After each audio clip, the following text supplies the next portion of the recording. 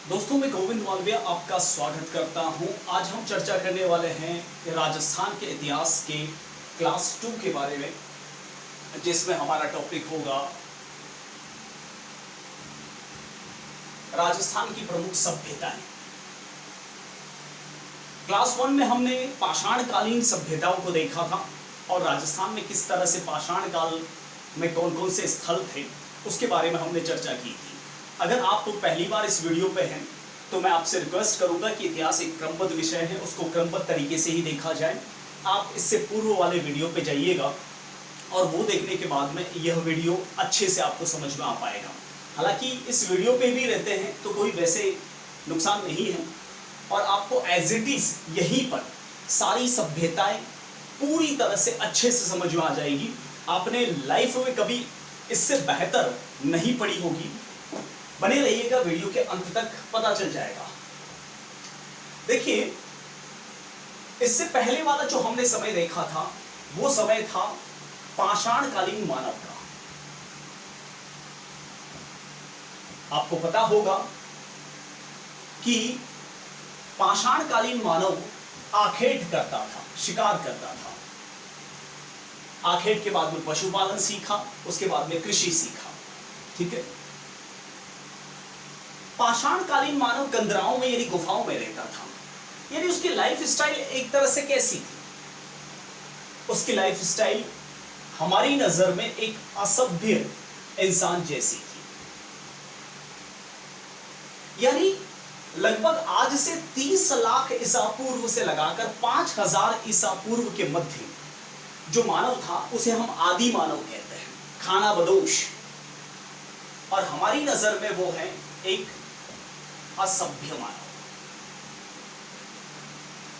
जो किसी भी जानवर को मारकर खा लेता था। ठीक है। कंदराओं में रहता था, खानाबदोश था। अब हम बात करना चाह रहे हैं सभ्य इंसान की। सभ्य इंसान कहां रहना पसंद करता है? जहां उसकी प्राथमिक आवश्यकताएं पूरी होती हैं। और प्राथमिक आवश्यकताओं में सबसे जरूरी है जल, क्योंकि जल है तो कल है, बिन पानी सब सून, सुना तो होगा। यानी हम अब बात करने वाले हैं सभ्यताओं की। अगर इस टॉपिक को आपने पूरा बैकग्राउंड के साथ नहीं समझा तो शायद हो सकता है कि आपको कालीबंगन, आहड़ जैसी सभ्यताएं समझ में ना आए। ठीक है। इसलिए पूरे इत्मीनान के साथ शांति से देखिएगा इस वीडियो को। अब हम बात करना चाह रहे हैं सभ्य इंसान की, अर्थात सभ्य इंसान कहां रहना पसंद करता है? जहां उसकी प्राथमिक आवश्यकताएं पूरी होती हों। सभ्य इंसानों की बस्तियां सभ्यताएं कहलाती हैं। ठीक है। और आपको पता होगा कि जल जो है वह कहां मिलता है? समुद्रों में।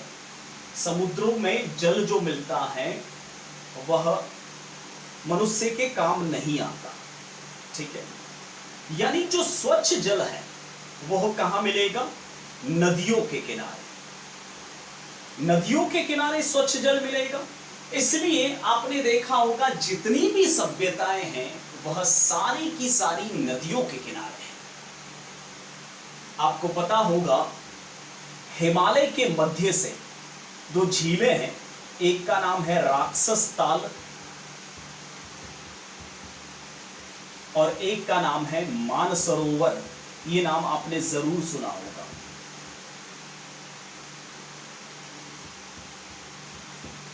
इन दोनों झीलों के मध्य से एक नदी निकलती है जो अक्साई चाइना से होते हुए सियाचिन ग्लेशियर को क्रॉस करते हुए अनंतनाग के रास्ते से डेरा गाजी खान होते हुए मुल्तान शहर के ईस्ट में, कराची शहर के वेस्ट में, मकरान तट पे पाकिस्तान में समाप्त होती है, अरब सागर में।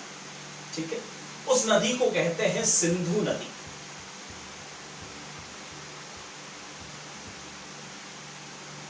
यानी मनुष्य ने अपनी सबसे पहली जो बस्तियां बसाई थी हिंदुस्तान में वह नदियों के किनारे बसाई थी और प्रमुख नदी जो थी वह सिंधु नदी थी। इसलिए पुरातत्ववेत्ताओं ने इसे सिंधु घाटी सभ्यता कहाँ है? हालांकि हम राजस्थान की सभ्यता ही देखेंगे, लेकिन कहीं न कहीं राजस्थान की जो सभ्यताएं हैं वो सिंधु घाटी सभ्यता का हिस्सा है, इसलिए हमें पहले सिंधु घाटी सभ्यता को समझना जरूरी है। देखिए, सिंधु घाटी सभ्यता क्यों कहते हैं? क्योंकि सिंधु और उसकी सहायक नदियों के किनारे किनारे सभ्यता पनपी, इसलिए हम उसको कह रहे हैं सिंधु घाटी सभ्यता। अगर सिर्फ सिंधु नदी के किनारे होती तो हम उसे सिर्फ सिंधु सभ्यता कहते हैं, लेकिन सिंधु और उसकी सहायक नदियां यानी उसमें गिरने वाली नदियां भी इंक्लूड हैं, इसलिए उसको कहते हैं सिंधु घाटी सभ्यता, इंडस वैली सिविलाइजेशन। ठीक है। इस सभ्यता का सबसे पहला स्थल खोजा गया था हड़प्पा। 1826 ईस्वी में प्रोफेसर चार्ल्स मैसन ने खोजा था। हम भारतीय इतिहास की सीरीज में इसको देखेंगे। सबसे पहला स्थल खोजा गया था हड़प्पा, इसलिए इसको हड़प्पा सभ्यता भी कहते हैं। आपको पता होगा हड़प्पा पाकिस्तान के पंजाब प्रांत में शाहीवाल जिले में रावी नदी के तट पे मौजूद था। प्रोफेसर राय बहादुर दयाराम साहनी ने खोजा था इसे। ठीक है, इसलिए इसको हड़प्पा सभ्यता भी कहते हैं, क्योंकि सबसे पहला स्थल और सबसे प्रमुख स्थल हड़प्पा खोजा गया था। ठीक है। देखिए, पाषाण काल इससे पहले वाला समय था, पिछले वीडियो में हमने जाना। एक बात बताइए, आज जो 2020 में आप काम कर रहे हैं, क्या 2021 में आते ही उसे छोड़ देंगे या और अच्छे से करेंगे? डेफिनेटली और अच्छे से करेंगे। तो पाषाण यानी पत्थर का प्रयोग तो मनुष्य आदि काल से करता आ रहा है। ठीक है, आज भी करता है, यानी पाषाण काल तो आज भी चल रहा है। ठीक है। पाषाण के साथ मनुष्य ने इस काल में एक और चीज जोड़ी और वो थी तांबा, इसलिए इसको संयुक्त रूप से ताम्र पाषाण काल भी कह सकते हैं। ठीक है। चूंकि अब मनुष्य सभ्य है तो नए नए प्रयोग करेगा। इस काल में पुरातत्ववेत्ताओं को सबसे ज्यादा कांसे की चीजें मिली हैं, कांसे की घरेलू उपयोग में आने वाली सामग्रियां मिली हैं। अधिकांश सामग्रियां कांसे की हैं, इसलिए इसको कांस्य युग भी कहा जाता है। तांबे के अंदर टिन मिलाया था और कांसा बनाया था, यानी हम इसे सिंधु घाटी सभ्यता कहें या हड़प्पा सभ्यता कहें या ताम्रपाषाण कहें या कांस्य युग कहें, बात एक ही है। हालांकि इसका समय अलग अलग पुरातत्ववेत्ताओं ने अलग अलग बताया है, लेकिन जो सबसे ज्यादा सहमति है वह 2350 से 1750 ईसा पूर्व के आसपास इसको माना जाता है। प्रमुख रूप से सिंधु घाटी सभ्यता का मोटे तौर पर यह समय है, अधिकांश इससे सहमत है। खैर, कोई बताता है 2300 से 1700 ईसा पूर्व, कोई बताता है लगभग 2500 से 1740 ईसा पूर्व, लेकिन मोटे तौर पर देखिए, डेटों का कंफ्यूजन है तो एग्जैक्ट डेट आपसे नहीं पूछी जाएगी, और पूछी भी जाएगी तो किसी पुरातत्ववेत्ता का नाम लेके पूछी जाएगी। Don't worry. देखिए, सिंधु घाटी सभ्यता कि अगर मैं फैलाव की बात करूं तो सिंधु घाटी सभ्यता कश्मीर में मांडा, उत्तर में, पश्चिम में पाकिस्तान के बलूचिस्तान प्रांत में सूतका गेंडोर,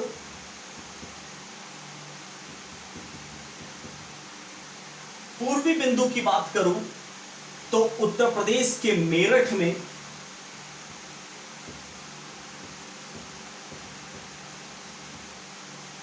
आलमगीरपुर,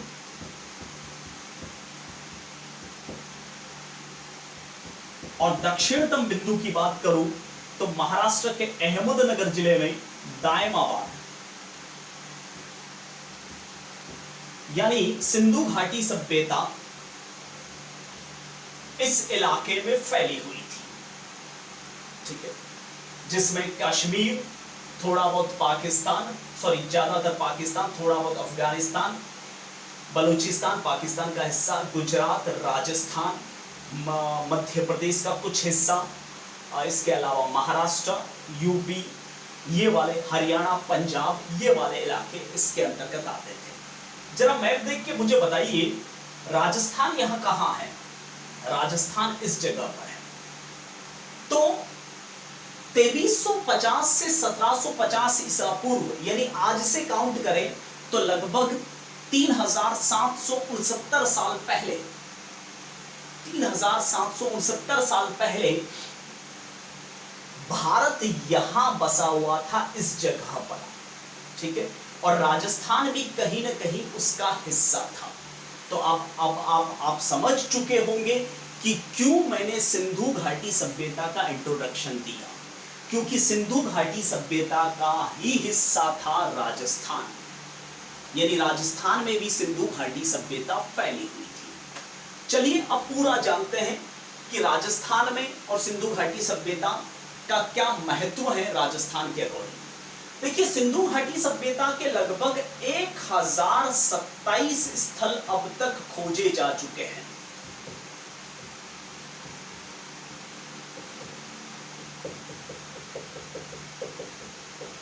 आप 1000 भी याद रख सकते हैं, कोई दिक्कत नहीं। सिंधु घाटी सभ्यता लगभग 13,99,600 वर्ग हेक्टेयर में फैली हुई थी। सॉरी 12,99,600 वर्ग हेक्टेयर में फैली हुई थी, यानी लगभग 13 लाख में।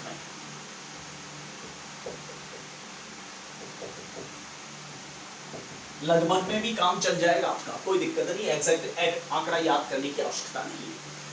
सिंधु घाटी सभ्यता के लगभग 1000 से भी अधिक स्थल अब तक खोजे जा चुके हैं, ठीक है। आपने नाम सुने होंगे हड़प्पा, मोहनजोदारो, कालीबंगन, धोलावीरा, बनावली, कोटदीजी, चाहुंदड़ो, सूतका गेंडोर, लोथल, सोतका कोह। राजस्थान में अगर देखा जाए तो आहड़, गणेश्वर, बेराठ, बालाथल, ये कुल मिला के अब तक खोजे गए स्थल हैं टोटल 1027। राजस्थान में कुल 53 स्थल खोजे गए हैं। आपने ये आंकड़ा कहीं पढ़ा नहीं होगा। अब आप सोचिए कि अगर हम सिंधु घाटी सभ्यता का इंट्रोडक्शन ना लेते और एग्जामिनेशन बोर्ड आपके सामने कभी टिका देता कि राजस्थान में अब तक कितने सभ्यता स्थल खोजे जा चुके हैं, तो वहां से टिप्पणी गुम हो जाती, क्योंकि ये आंकड़ा लगभग आपने नहीं देखा होगा कि राजस्थान में कुल मिला के सिंधु घाटी सभ्यता के कितने स्थल थे।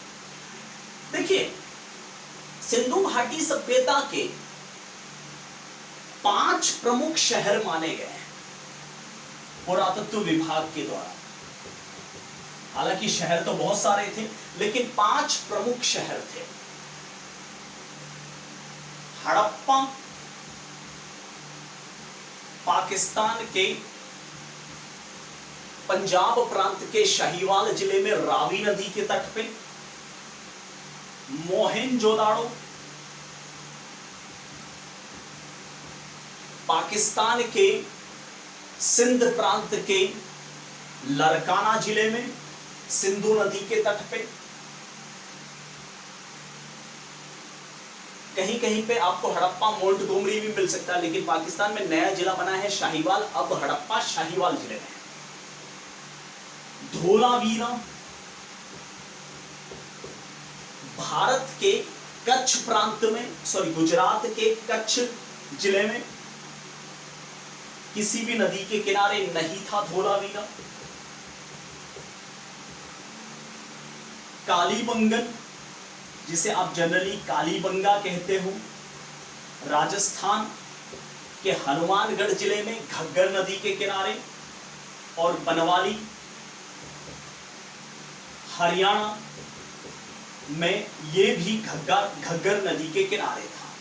ये 5 प्रमुख शहर थे सिंधु घाटी सभ्यता के। ध्यान दीजिएगा। देखिए ये जो आकृति बनी है ना आपके सामने, इस आकृति को किताबों में देखिएगा, सिंधु घाटी सभ्यता की पुस्तकों में देखिएगा, ठीक है, कोई भी प्राचीन भारत की पुस्तक में देखिएगा। सिंधु घाटी सभ्यता के जितने भी सिक्के हैं, जितने भी मुहरे हैं, सब 5 कोनों वाली है। और ये 5 कोने किस लिहाज से? सिंधु घाटी सभ्यता के 5 प्रमुख शहरों को इंगित करते हैं, ठीक है। आपने एक फिल्म देखी होगी आशुतोष गोवारिकर की फिल्म मोहनजोदारो। हालांकि फिल्में तो आप जनरली नहीं देखनी चाहिए, वो देखते हैं, और जो देखनी चाहिए वो नहीं देखते। मोहनजोदारो फिल्म अगर नहीं देखी है तो जरूर देखना। उसमें भी आपने देखा होगा कि मोहनजोदारो शहर आया था आमरी गांव से एक शर्मन नाम का व्यक्ति, नील का व्यापारी, ऋतिक रोशन। और वह जब मोहनजोदारो पहुंचा था तब उसने अपने काका से कहा था कि काका, प्रवेश द्वार पर, मोहनजोदारो के प्रवेश द्वार पर, कि काका ये 5 जनावर कौन से हैं? तो काका ने कहा था कि ये 5 जनावर यानी जानवर सिंधु भूमि के 5 शहरों के प्रतीक हैं। ठीक है। एक सिंगा अर्थात हिरण मोहनजोदारो का प्रतीक था। ठीक है, ये काका ने बताया था। तो आप सोचिए कि सिंधु घाटी सभ्यता के ये 5 प्रमुख शहर थे, जिसमें से हड़प्पा और मोहनजोदारो दोनों पाकिस्तान में हैं, धोलावीरा गुजरात में है, कालीबंगन राजस्थान में है और बनवाली हरियाणा में है। आप इसी से अंदाजा लगा सकते हैं कि कालीबंगन कितना महत्वपूर्ण स्थल है। आज से लगभग 3769 साल पहले यूं समझ लीजिए भारत यहां फैला हुआ था और भारत के ये 5 प्रमुख शहर थे। ठीक है, यूं समझ लीजिए कि उस समय दिल्ली जैसा कोई शहर था हड़प्पा, मुंबई जैसा था मोहनजोदारो, अहमदाबाद से जैसा था धोलावीरा उस समय का, जयपुर जैसा था कालीबंगन और चंडीगढ़ जैसा था बनवाली। ये 5 प्रमुख शहर थे उस समय सिंधु भूमि के। ठीक है, और उन 5 प्रमुख शहरों में से एक आपका राजस्थान में था, कालीबंगन। और ये 5 ही शहर इतने शानदार थे, इतने शानदार थे कि मैं आपको बताऊंगा तो आप खुद सोचोगे कि वास्तव में आज के आधुनिक शहर भी इनकी बराबरी नहीं कर सकते। यानी आज से हमारे ही पूर्वज आज से 3500 साल पहले कितने व्यवस्थित तरीके से रहते थे, कितने सभ्य तरीके से रहते थे, ये सारी चीजें हमें पढ़ाई जाती हैं। इसलिए आपने देखा होगा कि कालीबंगन हमेशा एग्जामिनेशन बोर्ड का फेवरेट बना रहता है।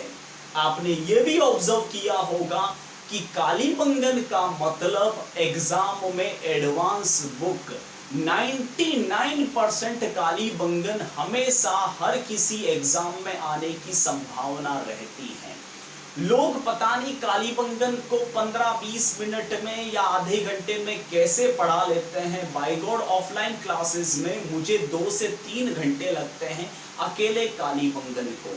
जब मुझे पता है कि सवाल फाइनल है, जब मुझे पता है और मैं आपको बता चुका हूं कि हमेशा एग्जाम में आता ही रहता है कालीबंगन, मैं आपको प्रमाणों के साथ बताऊंगा कि कहां कैसे किस प्रकार से सवाल आए, तो क्यों न हमें उसे 2-3 घंटे पढ़ने में क्या आपत्ति है। मेरा यहां यह कहना है कि जो टॉपिक ज्यादा मैटर करता है उसको और अच्छे से पढ़ो, और जो ज्यादा मैटर नहीं करता एक बार सरसरी निगाह से उसे निकाल लो, चल जाएगा। हम जिसको ज्यादा पढ़ना चाहिए उसको तो नहीं पढ़ते और जिसको नहीं पढ़ना चाहिए उसको पढ़ डालते हैं। ठीक है, तो सिंधु भूमि के 5 प्रमुख शहरों में से कालीबंगन की शुरुआत हमें करनी है, क्योंकि हम पढ़ रहे हैं राजस्थान के इतिहास यानी राजस्थान की प्रमुख सभ्यताओं के बारे में। हालांकि हम सिर्फ कालीबंगन ही नहीं सारी सभ्यताएं देखेंगे। ठीक है, राजस्थान के कुल 53 स्थल हैं, उन पर भी नजर दौड़ाएंगे, लेकिन इतनी बारीकी से नहीं जितनी कालीबंगन के बारे में।